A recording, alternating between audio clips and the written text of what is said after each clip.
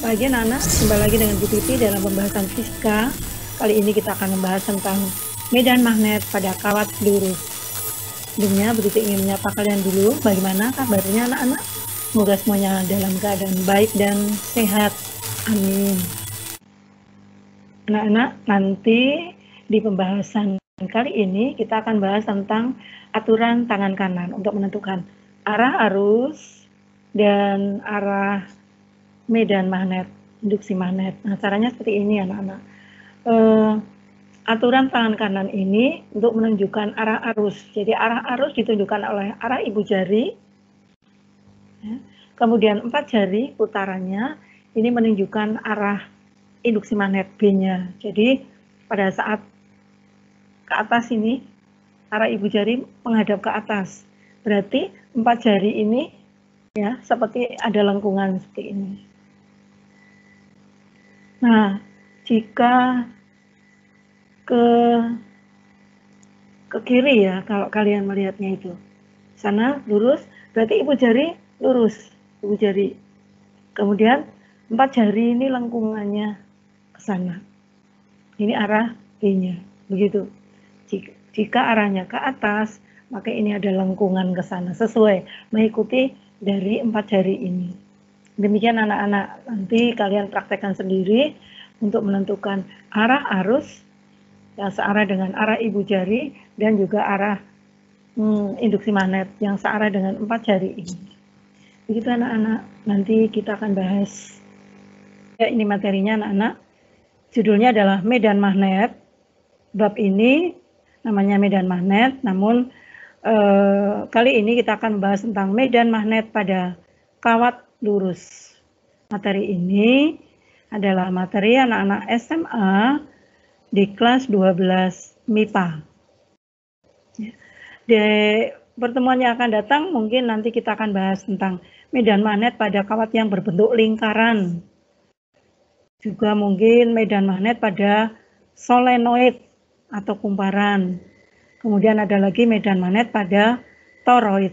Nah, jadi ada 4 anak-anak di bab ini, pada kawat lurus, pada kawat berbentuk lingkaran, pada solenoid, dan pada toroid. Toroid itu solenoid atau kumparan yang dilengkungkan, seperti sebuah lingkaran. Ya.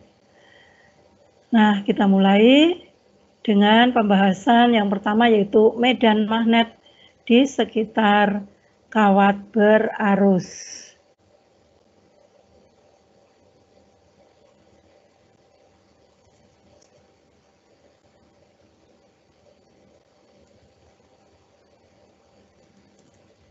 Ya, yang pertama medan magnet di sekitar magnet permanen. Jadi di sini ada magnet.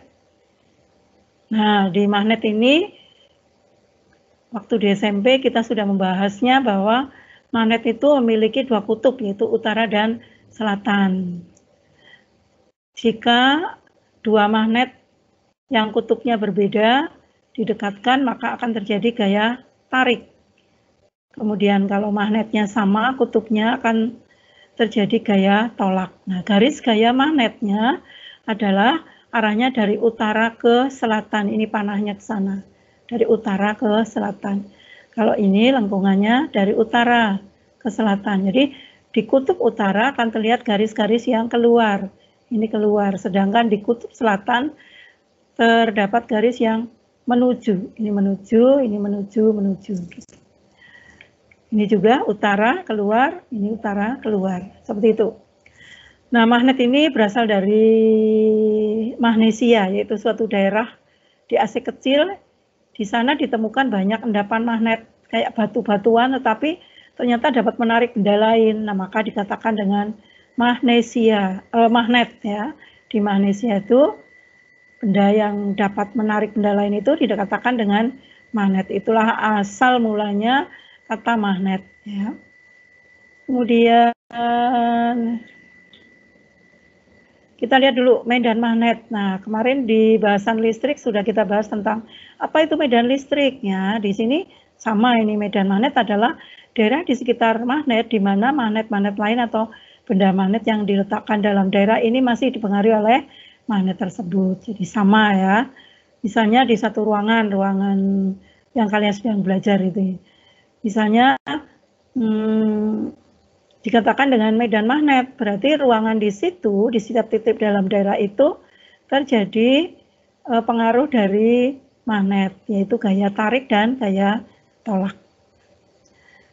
Kemudian sumber medan magnet dibedakan jadi dua, yaitu magnet permanen dan magnet induksi. Seperti itu pendahuluannya. Yang kedua, di sekitar medan magnet, di magnet permanen terdapat medan magnet yang dapat digambarkan dengan garis gaya magnet. Ini garis gayanya, ini dari pasir, biji besi ini ya. Setelah diletakkan magnet, ini magnet U atau magnet padam, ini magnet batang, nanti akan terlihat garis-garis. Ini adalah garis gaya magnetnya ini, lengkungannya. Kalau ini utara, berarti dari utara ke selatan. Ini lengkungannya ke sana. Ini juga, ini dari utara ke selatan, dari utara ke selatan. Garis gaya magnet selalu keluar dari kutub utara dan masuk ke kutub selatan. Di dalam magnet terjadi garis gaya magnet yang memiliki arah dari selatan ke utara. Di dalam magnet, garis gaya magnet memiliki arah dari selatan ke utara. Ini garis-garis gaya magnetnya. Daerah yang memiliki medan magnet kuat digambarkan dengan garis gaya yang rapat ya. Garis gaya yang rapat itu berarti kuat magnetnya lebih kuat gitu. Ini pola-pola garisnya. Daerah tempat medan magnet yang memiliki kuat medan magnet paling besar disebut kutub magnet. Ini kutubnya. Ini memiliki kekuatan magnet paling besar. Setiap magnet alam apapun bentuknya selalu memiliki dua kutub, yaitu kutub utara dan kutub selatan. Ya, nggak tahu ini yang utara atau selatan. Ya, sebelumnya tadi itu, sebentar.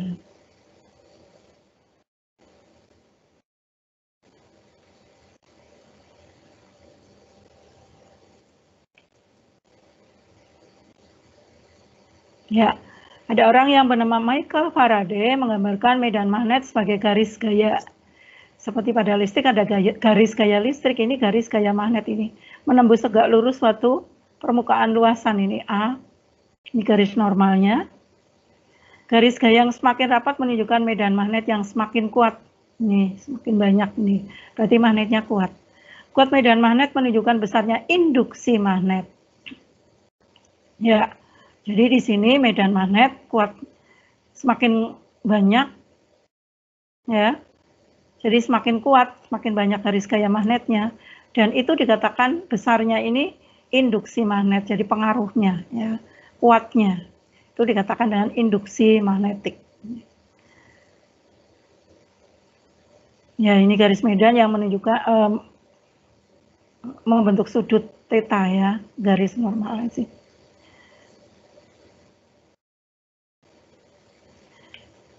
Yang kedua adalah flux magnet.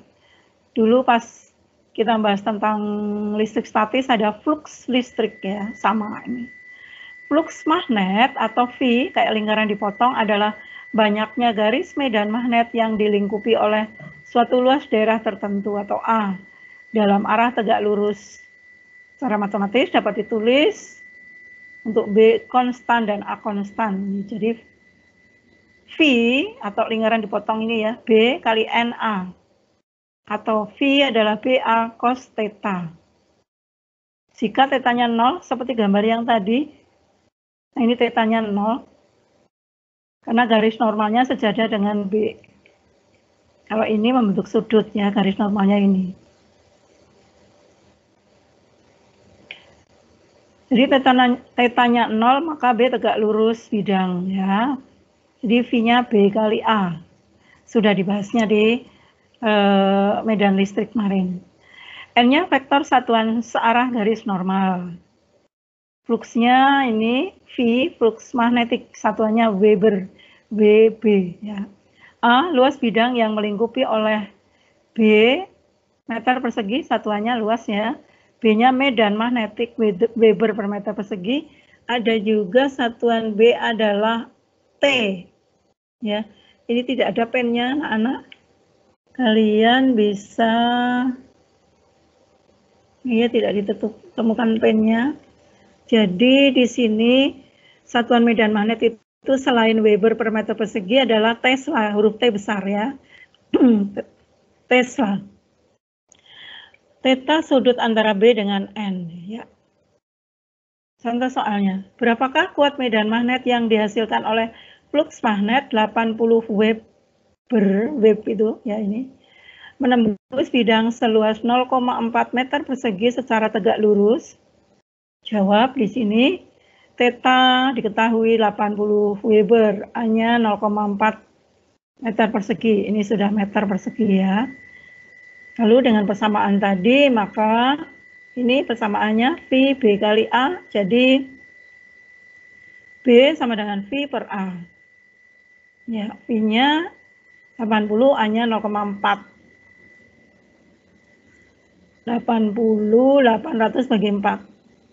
200 Weber per meter persegi atau 200 Tesla. Ya. Jadi kuat medan magnet yang dihasilkan adalah 200 Weber per meter persegi. Nah, sekarang yang nomor 2, medan magnet oleh kawat berarus. Pada awalnya orang menemukan bahwa logam-logam tertentu dapat dibuat sebagai magnet. Magnet inilah yang dapat menimbulkan medan magnet. Magnet ini ada yang berbentuk batang, ada yang berbentuk jarum, dan ladam. Batang itu ya batangan, batang itu. Kemudian jarum seperti ada di dalam kompas itu, tengahnya, dalamnya ada magnet jarum. Kemudian ladam itu berarti magnet U. Batang magnet ini memiliki 2 kutub semuanya ini ya, baik magnet batang, jarum atau ladam memiliki 2 kutub, kutub utara dan selatan. 2 kutub sejenis akan tolak-menolak dan tidak sejenis akan tarik-menarik, sudah disebutkan tadi. Nah ini ada ilmuwan Denmark namanya Hans Christian Ørsted. Ini yang terkenal dengan konsep dari Ørsted, menemukan suatu gejala yang menarik. Tadi gejalanya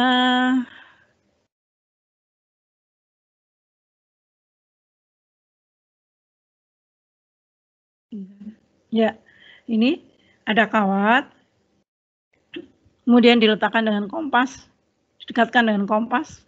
Kompas kan ada magnet jarumnya. Nah ini kawatnya berarus, dihubungkan dengan arus listrik. Jadi kawatnya berarus, kemudian ternyata kompasnya, jarumnya ini menyimpang. Jarum yang menyimpang ini menunjukkan ada perubahan medan magnet. Itu secara sederhananya seperti itu. Nah, saat jarum kompas diletakkan di sekitar kawat berarus, ternyata jarum kompas menyimpang.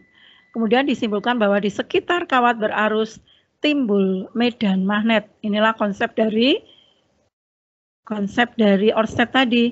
Di sekitar kawat berarus timbul medan magnet, atau kita balik, medan magnet dapat ditimbulkan oleh arus listrik, kawat berarus gitu. Medan magnet oleh kawat berarus inilah yang dinamakan dengan induksi magnet, yang simbolnya adalah B. Induksi magnet merupakan besaran vektor, arahnya dapat ditentukan dengan menggunakan kaidah tangan kanan. Nah, ini tangan kanannya di SMP sudah pernah ya, kita ingat lagi. Kaidah tangan kanan yang menggunakan tangan kanan mengepal ya, atau melengkungkan 4 jari ini, lalu arah ibu jari ini. Nah, arah ibu jari menunjukkan arah I, 4 jarinya menunjukkan arah B-nya. Jadi karena 4 jari ini melengkung ya, sehingga di sini seolah-olah seperti ini. Dari titik itu menunjukkan garis yang ke depan. Kalau cross menunjukkan garis yang ke belakang. Jadi ini kayak ada lengkungan ke depan, terus masuk ke belakang. Ini juga melengkung ke belakang. Nah, jadi seperti kayak 4 jari ini. Kan melengkung ke depan, terus menembus ke daerah sini. Seperti itu.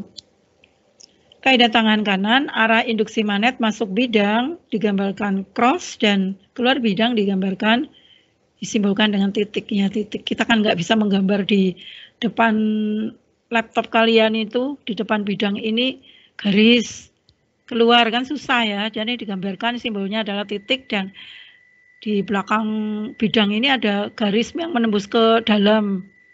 Maka ini disimbolkan cross begitu. Nah, nilainya induksi magnet merupakan besaran vektor ya. Tadi ibu jari searah dengan arah I dan 4 jari lain sebagai arah induksi magnet B. Sedangkan besaran induksi magnet dipengaruhi oleh kuat arus, jarak titik ke penghantar dan bentuk penghantarnya. Jadi tadi ini ya. Kalau semakin jauh I-nya misalnya kawatnya dijauhkan maka menyimpangnya semakin kecil. Jadi pengaruhnya medan ini, medan itu dipengaruhi penyimpangannya atau besarnya medan listrik ini, medan magnet maaf, dipengaruhi oleh besar arusnya. Kalau semakin besar arusnya maka semakin besar kekuatan dari medan magnet ini. Sedangkan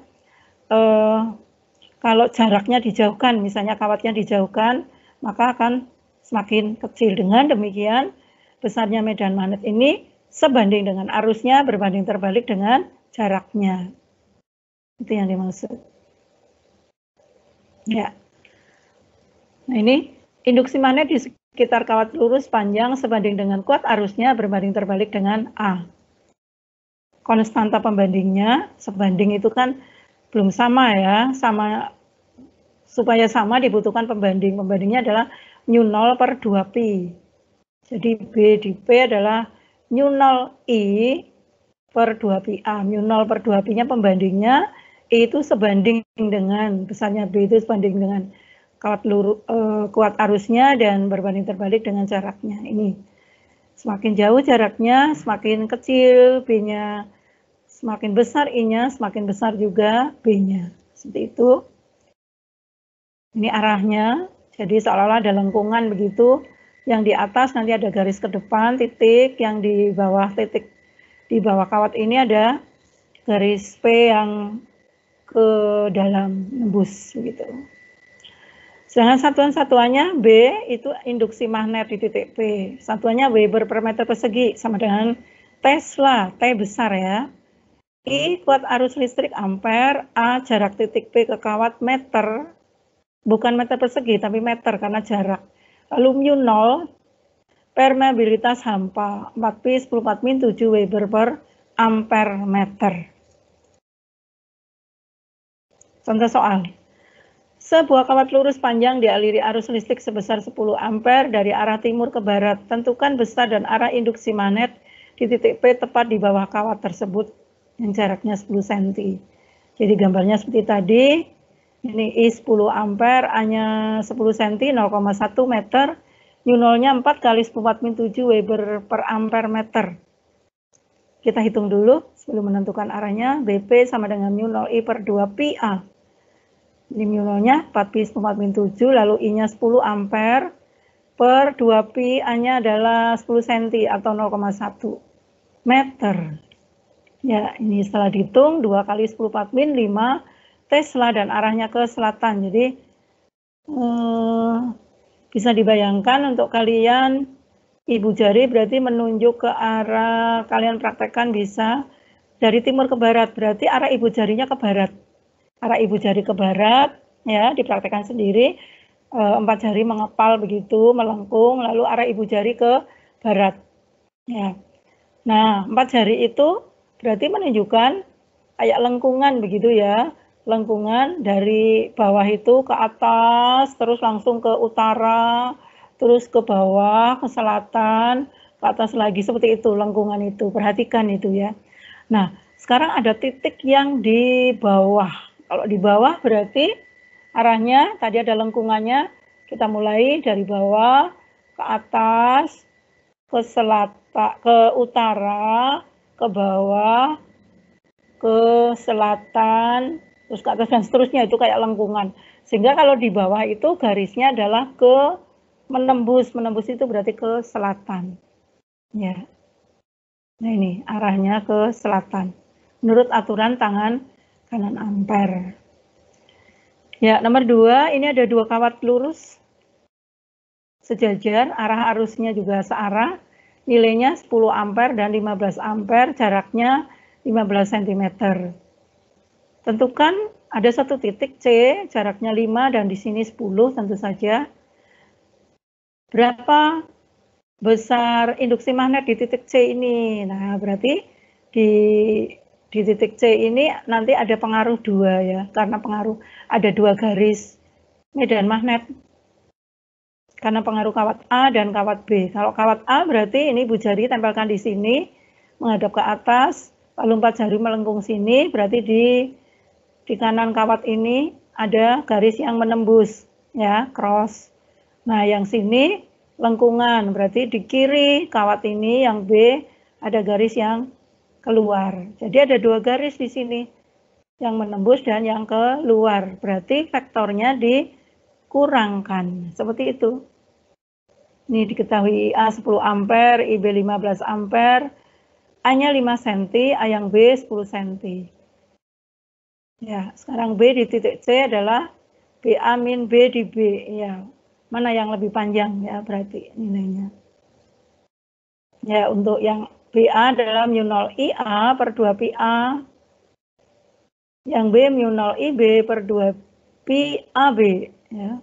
Ini diuraikan, masukkan nilainya, sudah jadi meter juga, dan nilainya adalah 10 pangkat min 5 Weber per meter persegi atau 10 pangkat min 5 Tesla. Begitu anak-anak. Sekarang latihan soalnya. Sebuah kawat lurus panjang dialiri arus listrik. Jika besarnya induksi magnet pada titik yang berjarak 4 cm dari kawat sebesar 4 kali 10 pangkat min 5 Tesla. Tentukan berapa ampere kuat arus yang mengalir melalui kawat tersebut. Ya, ini seperti nomor 1 tadi, tidak ditanyakan arahnya, tetapi dibalik ya. Rumus yang mu 0 I per 2 PA, maka I-nya dibalik rumusnya. Nomor 2, 2 buah kawat lurus panjang dan sejajar. Nah, sejajar itu berarti searah juga, jaraknya 10 cm, lalu dialiri arus 6 ampere dan 8 ampere. Tentukan besar dan arah induksi magnet di titik P berjarak 4 cm dari kawat pertama dan 6 cm dari kawat kedua. Ya, mirip dengan contoh yang kedua tadi. Nah, ini seperti ini persis. Nomor 3, 2 kawat lurus panjang AB berjarak 10 cm satu sama lain. Keduanya dialiri arus sebesar yang satu 2 ampere, yang kedua 3 ampere. Tentukan induksi magnet di titik tengah. Ya, di titik tengah berarti 5 sentian itu ya. Jadi tadi, apakah selalu 0? Apakah selalu sama BA dan B dari yang kedua ini? Tidak ya, karena I-nya ada berbeda. Untuk yang B, letak titik yang induksi magnetnya 0. Nah, ini ya dihubungkan dengan konsep yang kemarin induksi, konsep dari listrik kemarin ada juga ya, gaya kolom, kuat medan listrik itu mencari letak titik yang induksi magnetnya 0. Nah, ini juga jika yang A ini berarti selisihnya karena ada vektor yang ke depan dan ke belakang, ada cross dan titik ya. Kalau di sini 0, berarti yang cross dan titik itu sama. Ada 2 vektor yang sama, berarti B di 1 sama dengan B yang kedua. Ini coret-coret gitu. Ya, ini sudah diajarkan kemarin pada saat kita membahas tentang kuat medan listrik atau gaya kolom ya. Nomor 4, tentukan arah medan magnet di titik P pada gambar berikut. Nah, ini kalian tempelkan saja ibu jarinya ke atas di titik ini. Ini ada 4 jari kan melengkung ya ke sana di titik P bagaimana? Cross atau titik begitu. Lalu yang B, arah ibu jari ke kiri ya, titiknya di atas kawat. C, arah ibu jari ke kanan, arah arusnya ke kanan, titiknya di atas kawat juga. Ya, tentukan dot atau cross-nya saja. Pasti bisa ya. Nah, sekarang nomor 5, nomor terakhir. ini ada medan magnet, kuat arus dan medan magnet, namun di ruang ya. Kalian bisa analisa sendiri coba ya. Ini ada kawat, ini pengantar L yang berarus listrik berhimpitan dan searah dengan sumbu X positif ini di sini, yang ada I-nya. Lalu ada sumbu X, min X, ada Y plus Y dan min Y, dan ada Z. Tentukan arah medan magnet di titik A dan B, titik A dan titik B. Jadi titik A karena pengaruh kawat ini. Ini nanti ada bidang gitu. Ya, nanti garisnya menembus mana nih, arah ibu jarinya ke sana, nanti akan ada garis yang melengkung seperti ini. Pada sumbu apa begitu. Yang B juga pada sumbu apa. Tapi kawatnya tetap di sini. Oke, sampai sekian dulu anak-anak pembahasan hari ini. Agak cepat ya anak-anak karena tadi banyak materinya. Kalian bisa ulang-ulang lagi materinya, bisa dipelajari lagi, dan soalnya bisa didiskusikan, ya pasti bisa.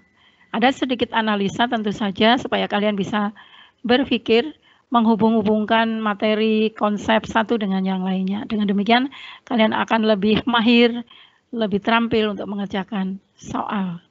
Sampai sekian dulu anak-anak pembahasan kali ini. Sampai jumpa di pembahasan fisika berikutnya.